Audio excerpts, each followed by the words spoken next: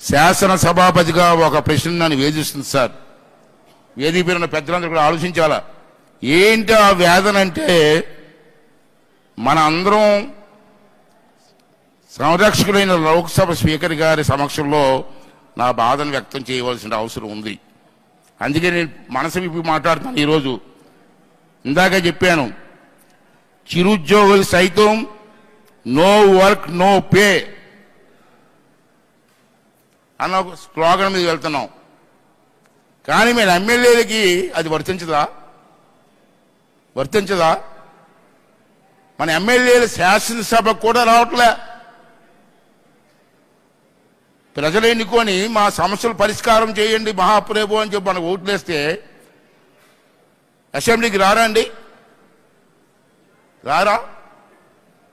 ఎక్కడో బయట మాట్లాడే బదులు అసెంబ్లీలో మీరు మాట్లాడవచ్చు కదా.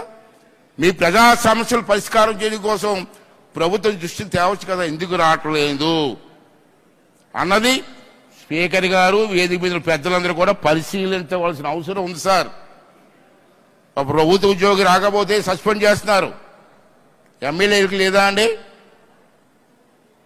అంచేత ఎమ్మెల్యేలు సభకు రాకపోతే ఏం చెయ్యాలన్నది స్పీకర్ గారు సరైన చర్య తీసుకోవాల్సిన అవసరం ఉంది. It's main important point.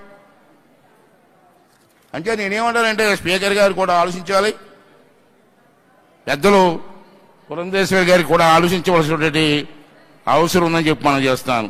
అదేవిధంగా నియమ నిబంధనలు ఉన్నా లేకపోయినా మనం ప్రభుత్వ ఉద్యోగుల కంటే ఉన్న ప్రణామాలతో నడుచుకోవాలి.